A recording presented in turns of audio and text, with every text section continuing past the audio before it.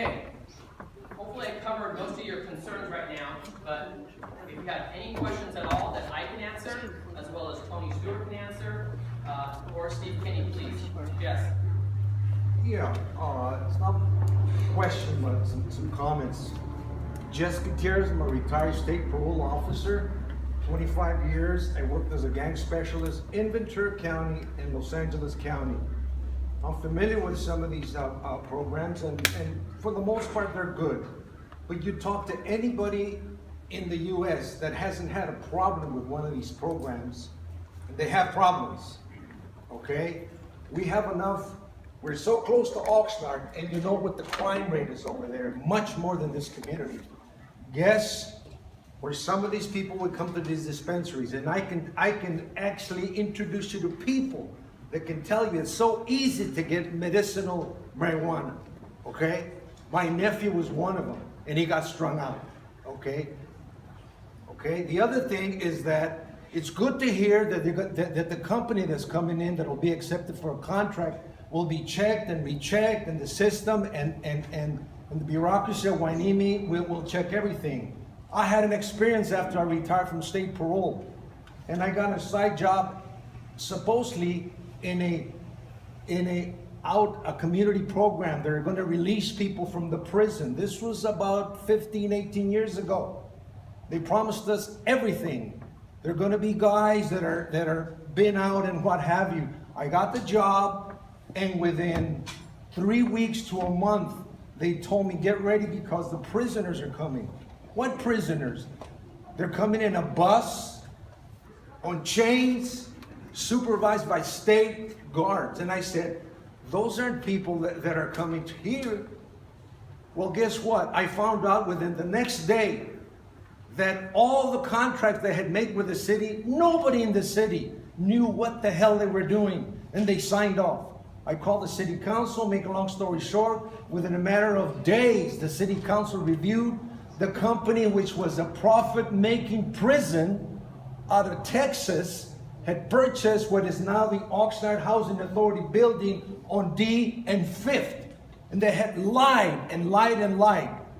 And thank you to the community that I stirred up, along with other people that helped me along. They shut them down. They had to pay them back $1 million to stay out of court, and another $250,000 because they had already made repairs on the site. So you have to be very careful of what the city council tells you and make sure it's investigated by professionals outside of this area. Yes, sir.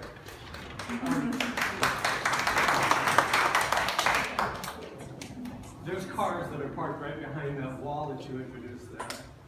We park there frequently because it's part of the condo unit that we live in. That's considered a residential area. And coming to and from that car, or as we come in and out of the gate there as well, it's a major concern that Governor Brown just recently signed within 300 feet that you cannot have any residences of one of these labs or a medicinal manufacturing facility. So in a printout from Can Law Blog, it shows the explosions that occur from the chemistry that's used to put these together. And I used to do chaplain work in jails, and a lot of the chemists deal with having these labs and know how explosive it is. It deals with butane and chemistry that could blow the whole building up. So that's my main concern, is that it's 300 feet, or actually less than 300 feet of where the condo units are. The revenues are going to go down. The values of the properties are going to go down. The HOA costs, all this is very much of a concern as far as monetarily goes as well. I forgot to say one thing. I live in those condos that's touching the property.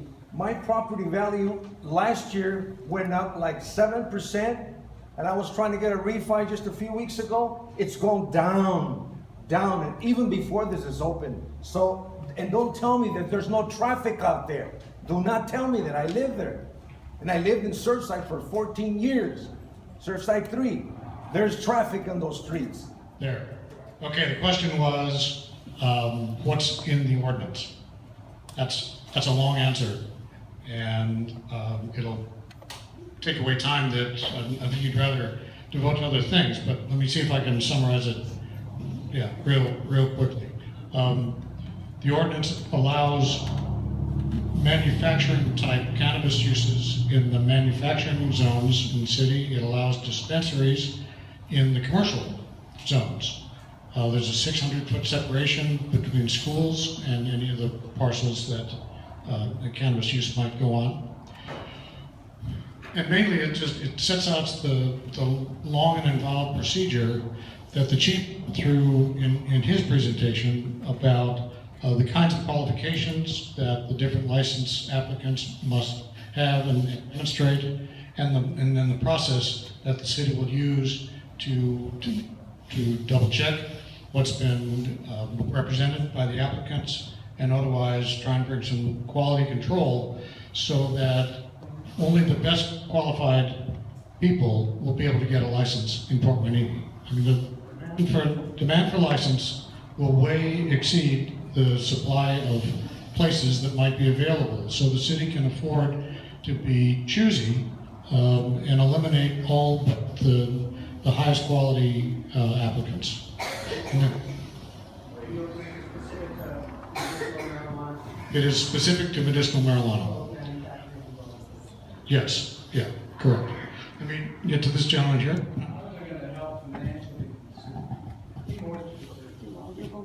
Sure, the short will help the residents is indirectly through the city's finances being in better health, thus able to provide the services that you expect from the city.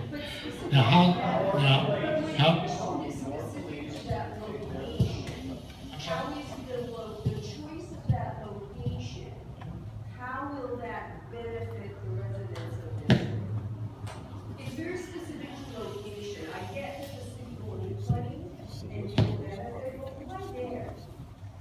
How will we benefit from that business being there? Right, it's there because of the combination of two factors.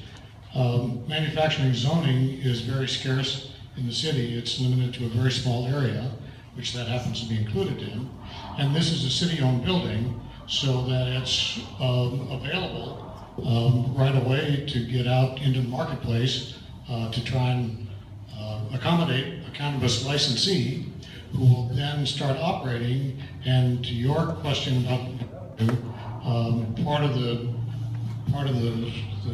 contractual provisions of getting approvals for the city will be, I guess, what you might call a profit sharing arrangement, in which the city will receive a portion of the gross sales out of that operation, and this is ongoing year after year. Well, I can tell you that I visited a facility that is like this, might be a manufacturing facility in another state, and got an extensive tour of it. It was very impressive in all the control systems and all the rest. I think the most memorable impression that I got from it was when I went next door to the business owner who had been operating next to that company since it had opened 6 years before. And privately, I asked him what his experience had been operating next to a cannabis manufacturer. And he said, "Buddy, I gotta tell you, I don't even know they're there." And that covered, all the off-site stuff: odors, noise, lights, security. That's anecdotal, but well, here's one try. Manufacturing is separate from cultivation, and it primarily involves the making of edible things, whether it's baked goods or juices or anything that's a food substance, consumable, that then gets injected with the marijuana extract. So the manufacturing itself could be a bakery. In fact, what I saw in Phoenix had graduates of the Arizona Culinary Institute with their white jackets on in the kitchen, making the food that was then rejected thereafter. So that's the nature of manufacturing.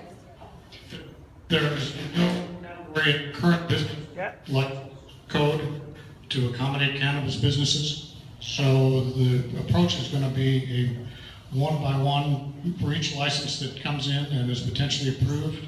There will be what's called a development agreement, negotiated and agreed to by both sides, and embedded in that development agreement will be a statement, some percentage of gross revenues that You will must be be projecting something.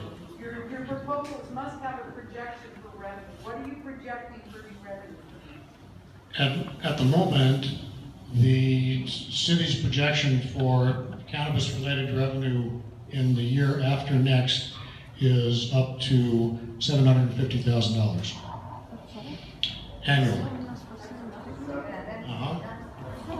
It's also by everyone's measure, an extremely conservative estimate. But that's what's being used for budget projections right now. What about all the equipment and trucks and paraphernalia that are on the site now for public works usage? Public Works Director has actually figured out to be able to consolidate that into the main yard, which is further downside toward Wainini Road.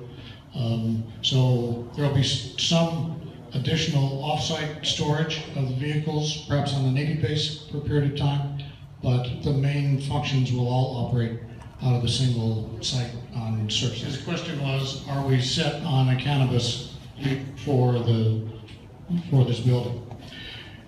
And the answer is no. Well, we've considered and have made allowances for anything that's allowed in a manufacturing zone. So it could be any kind of tool and die manufacturer or food processor, or I mean, you can look at the zoning ordinance now, and there's a list of that have, and theoretically, I agree. Theoretically, any of those types of uses can apply for the building.